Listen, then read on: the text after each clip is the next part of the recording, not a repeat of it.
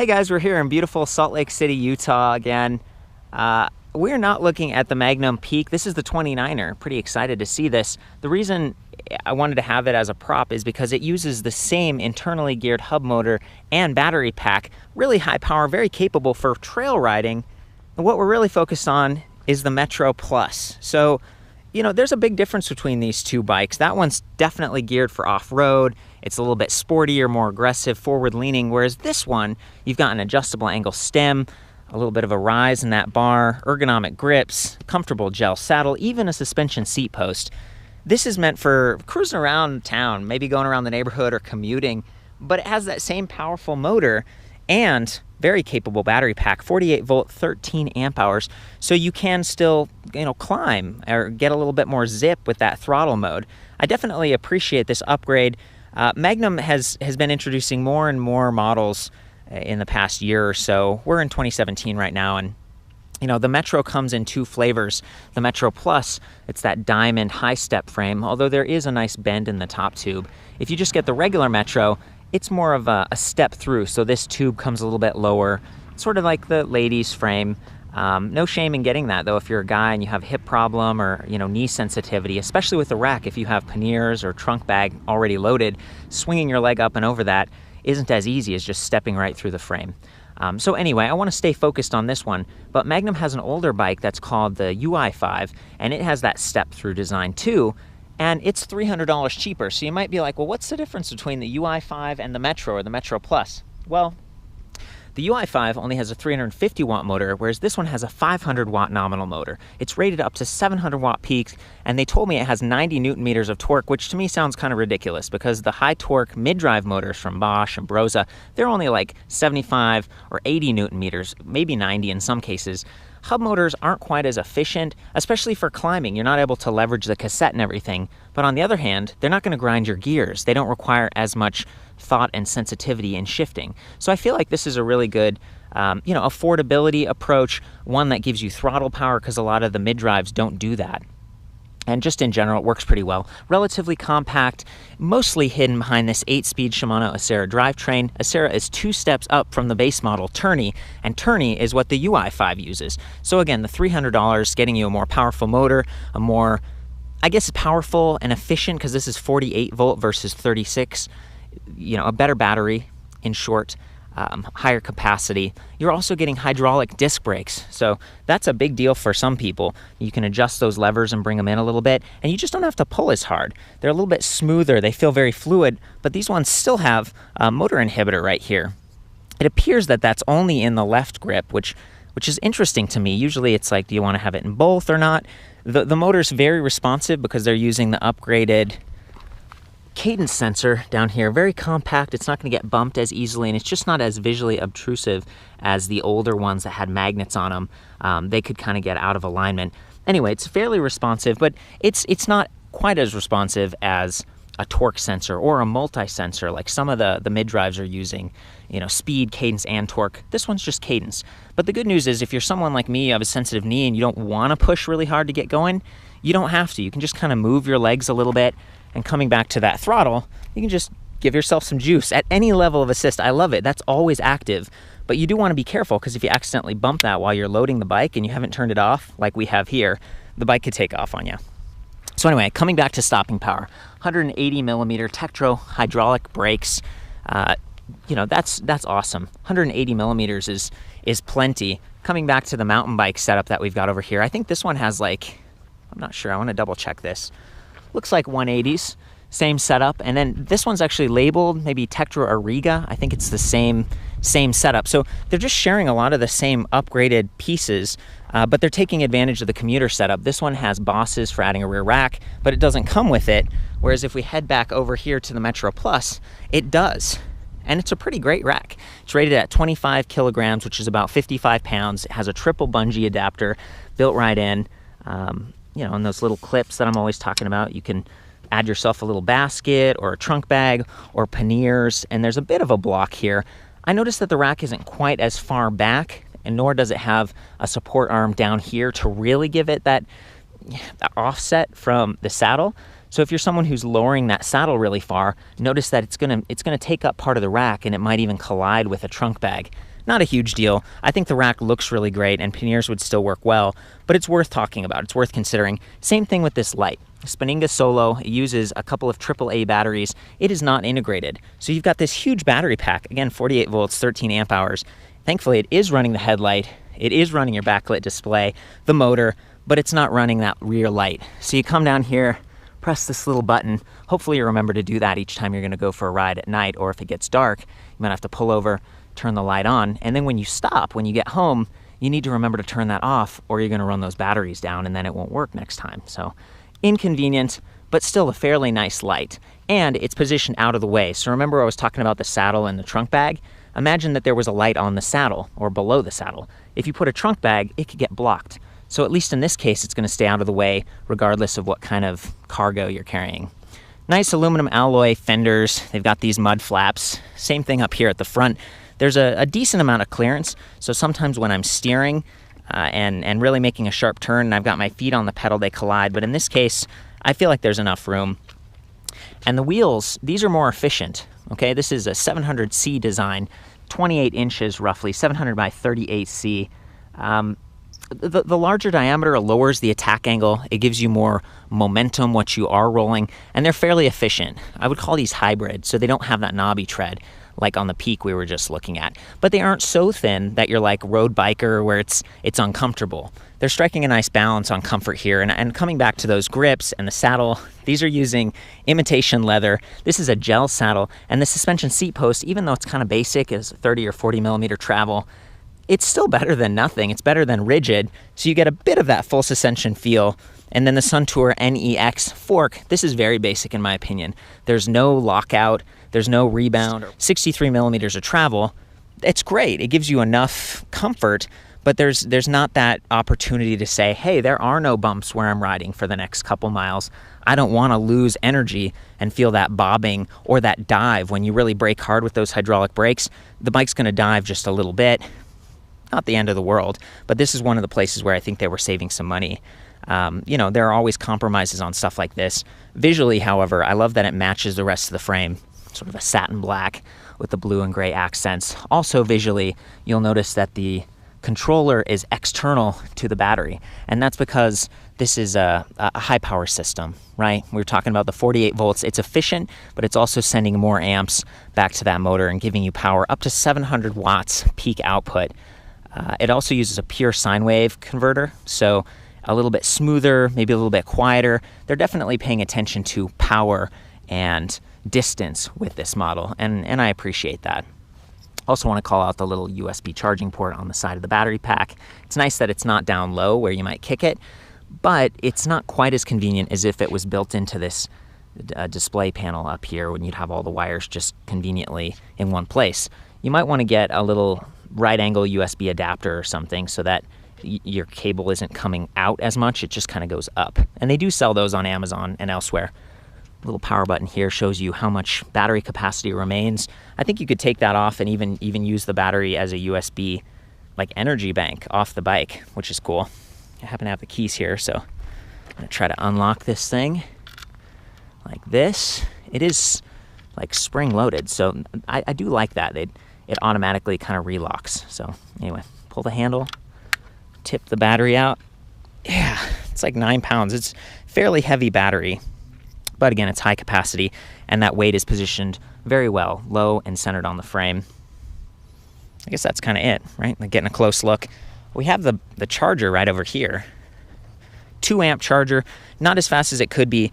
These days there are 3 and even 4 amp chargers, but it's kind of average in terms of size and weight and stuff. So, you know, got a little plug on the side of the battery pack here. You could charge it on or off the bike, which is great if you're someone who's commuting with the bike. This rubber thing doesn't seat super easily, so I always have to kind of finick with it for a minute. There we go, got it. And then in terms of carrying, it's nice that this does have a handle, something to grab onto so you don't accidentally trip and drop it. Let's try to seat this with one hand. There we go. Set it in at the bottom. Click it in at the top, beautiful. Take the keys out, make sure it's secure, and we are good. So coming back to just the overall aesthetic of this bike, you know, all black. Apparently in the future they'll have like a white one We have one cable that's external here. It's the hydraulic brake line, and that makes it easier to bleed. Otherwise, a lot of the cables are tucked in and pretty well kept out of the way. Quick release on the front wheel, 9mm skewer, pretty traditional. 13 gauge spokes, so a little bit thicker, maybe sturdier, and I think there are 36 spokes per wheel versus 32 or less. So fairly well built, designed to carry the extra weight. The bike is a little bit heavier, about 59 pounds. It's not out of the ordinary for bikes, especially with metal fenders and racks and everything like that, and the bigger battery and the bigger motor. But it is a little bit heavier. So coming back to the removability of that front wheel and that battery, that's something you might want to think about if you're carrying this around on a car rack. The metal fenders are going to be a little sturdier and maybe quieter than plastic, but they do add some weight. And thankfully they're aluminum, so if they get scratched, you're not going to end up with rust. And then down here you can see they've got a derailleur guard. And I think the reason they added this is because sometimes the bikes are shipped. Magnum has a great network of dealers, but for people who live in these remote locations where there aren't any dealers, you can buy it off their website and they'll send it directly to you. And when it's in the box, this derailleur guard protects your derailleur in addition to the power cable for the motor, which is on the same side. So this is, a little bit more crowded. There's more going on here. There is not a quick release at the rear. It's 11mm axle with nuts, so you need some tools to get that off.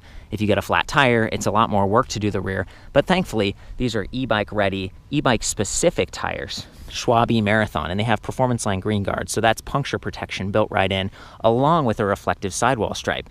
So the fact that you've got a non-integrated, but still a light, a bunch of generic reflectors, an integrated light at the front, and the reflective sidewall stripes, it's really going to keep you visible. And I think that's important if you get the black model. It's something I think about a lot, especially if you're getting this to commute. Coming back to some of the other, features on the bike, little extras. There's an interesting slap guard. I'm used to seeing plastic, but this one's almost a canvas, an alloy bash guard / chainring protector.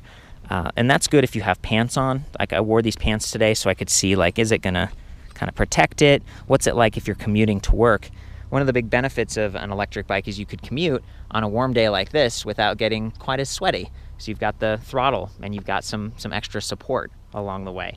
But then you don't want your clothes to get all messed up. So I like that. And I would even think about having another plate on the other side just to keep that chain from bouncing off. I have seen on this bike, actually when I came to start the review, the chain had fallen off.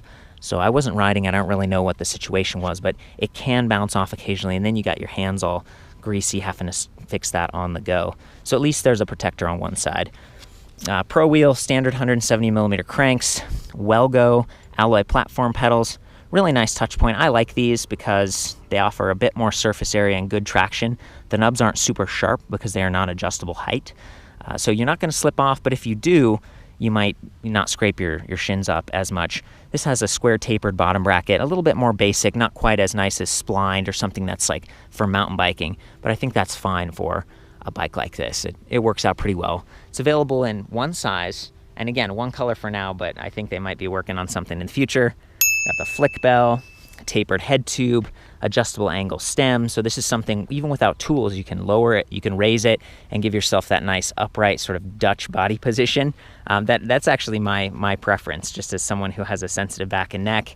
You're riding around town, you want to be able to spot traffic and say hey to your friends or something. And if you wanted to upgrade this from the generic, I guess it's not generic, it's just more basic suspension post. You could get your own, like a Body Float or a Thud Buster or Suntour. The guys that make that fork, they also make one called the NCX, and it's 27.2mm diameter. So that could help you out a little bit. Keep in mind that any of these seat post suspensions, especially the aftermarket ones, are going to add several inches. So if you need to get that saddle as low as possible because you don't have a tall inseam, just keep that in mind. That's one of the compromises. Even this one adds, a few inches.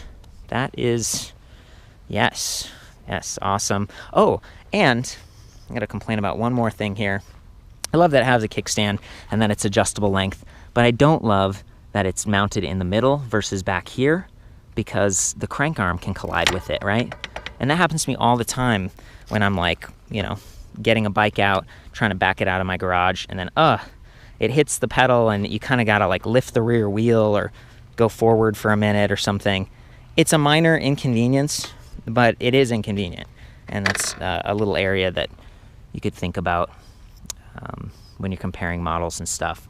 At $19.99, I feel like this is a pretty good value. Magnum's been around for a while now, and as I mentioned before, they're introducing more and more models. You could pay the same amount and get this 29er over here and turn it into a commuter by adding a rack and stuff. And I think this one's designed to go a little bit faster, like up to 28 miles per hour. This one stock is 20 miles per hour with the throttle, but I think it can also be sort of unlocked and go a little bit faster. It depends on where you're at. So Magnum is trying to sell to specific geographies and of course abide by those laws. They're becoming a bigger company, and at least that's the impression I get. It's like, okay, you know, we gotta play by the rules. There are specific stickers that say like class 1, class 2, class 3, and I don't see them on this bike, but that might be something that they're doing in the future.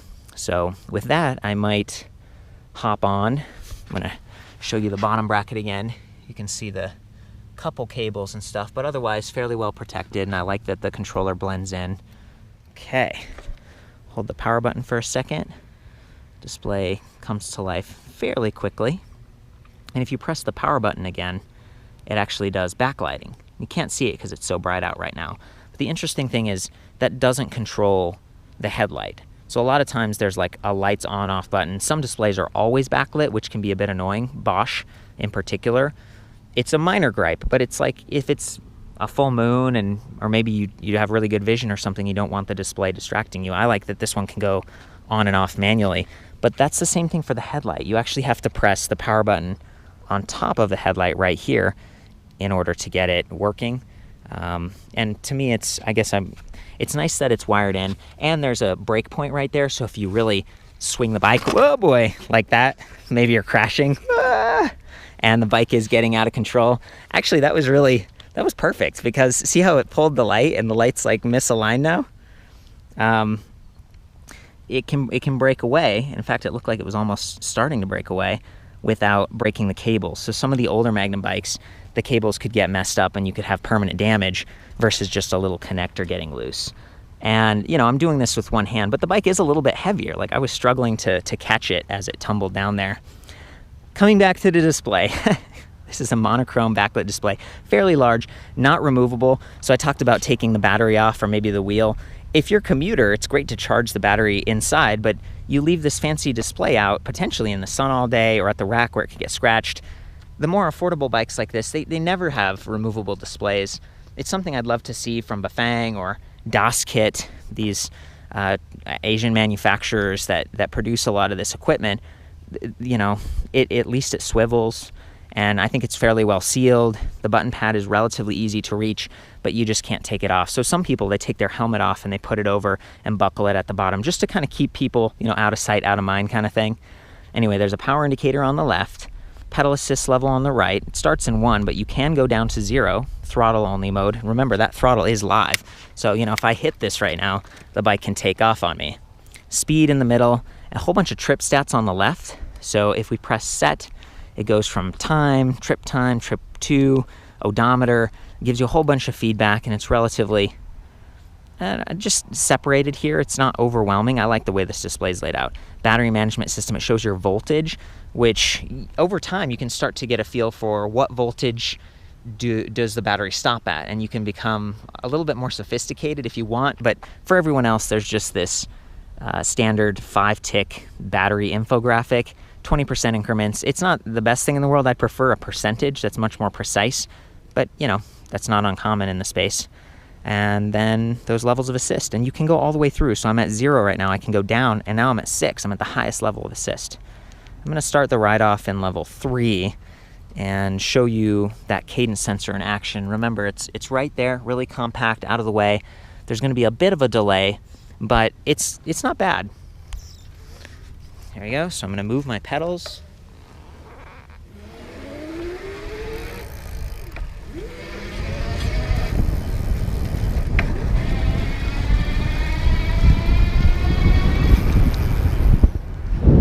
Beautiful, right? You can see it like delaying a little bit when I start and stop, but only a little bit. It's not really that bad.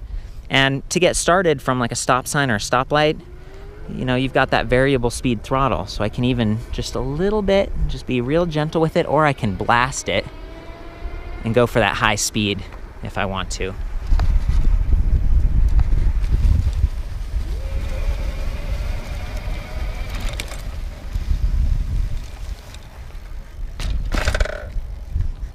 I'm impressed, like fairly quiet with those fenders. There was a little bit of a bounce sound, and I think that was actually the kickstand in the back bouncing. Okay, you guys, after all this talk about shocks and stuff, Corey and I were chatting, and it sounds like there is a little bit of adjustability. There's like this cap right here. Maybe you can explain it. What's going on here, Corey? There absolutely is. On each side, there's an adjustment, and it just basically what it does. There is one on this side also. But what it does is it increases the spring compression. So as you increase that makes the suspension a little bit stiffer. Okay, yeah, so especially for someone who maybe weighs a little bit more and you're like, the shock's bottoming out on me or whatever, you can increase the spring. Vice versa. Yeah, so no lockout. You probably get some help from your shop dialing that in. I'm glad you shared that, because I've seen this shock before and I guess I was incorrect about how adjustable it is. Thank you. It's very easy to increase. I mean, you can even use a quarter or something like that, the way they've got it machined there. It's very easy to increase that, and there's clicks that you'll feel as you're increasing that. Do you want to have them both like click the same number? Absolutely, you want to count the clicks. Okay, because this is a spring suspension, it's like a coil. Thank you. And both of these bikes are Speed Pedal X, so it's a class 3, meaning you can reach 28 miles per hour with pedal assist, and with the throttle you can get up to 20. That's sort of the federal regulation. And I think you can even get into the display and lower the top speed if you're someone who just wants to extend the range a little bit, or maybe you feel uncomfortable at those higher speeds. It's neat that it's very customizable. There's like a little password set up there. Other ways to extend the range are to ease into that throttle, and of course just to pedal using pedal assist. But otherwise, the efficient wheels, that's going to help. The efficient tires, relatively low drag compared to the Peak over there, for example.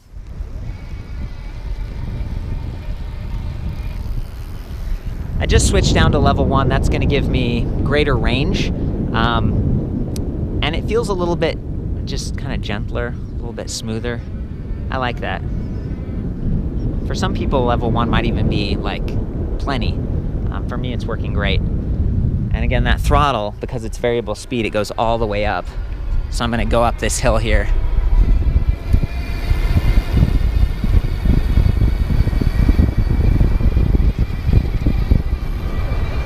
Going 18.5 miles per hour. 8 gears to choose from. And I'm level 3 again.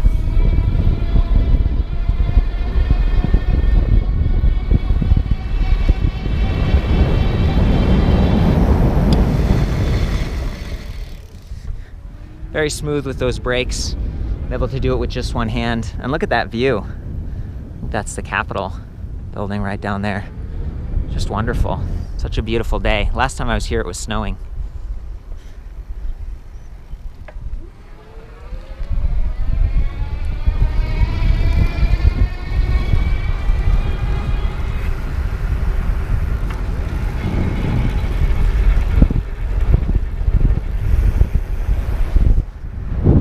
Well guys, I've had a good time. There's a lot to say about this bike, and I think it's interesting that you have sort of an off-road version and then obviously like a commuter version using the same motor, the same battery. That makes sense from an economies of scale sort of perspective. These bikes share the same parts, so they can service them and honor the warranty a little bit easier, maybe even get to know the systems better than having just crazy like differences between all the bikes. It's cool that they're both $2,000 and so powerful. Like this bike, you know, I wish I had like a steeper hill to climb. I think it's going to be very capable. You might not be able to start from zero using that throttle. Like, let's try it out here in the grass. I mean, I think it's going to work fine here, but you know. Right, like it gets the job done, but you hear it groaning a little bit more. I weigh 135 pounds, so it's not having to do a ton of work, but if you're on a steep hill and you expect this to just carry you up from zero, you might not have a good time. So I think the pedal assist, having those 8 gears and everything makes a lot of sense. Yeah, that's about it. That's the new Metro Plus from Magnum. For the full write-up on this, including specs such as standover height, reach, all those other measurements I'll see you back at electricbikereview.com. Have fun out there. Ride safe.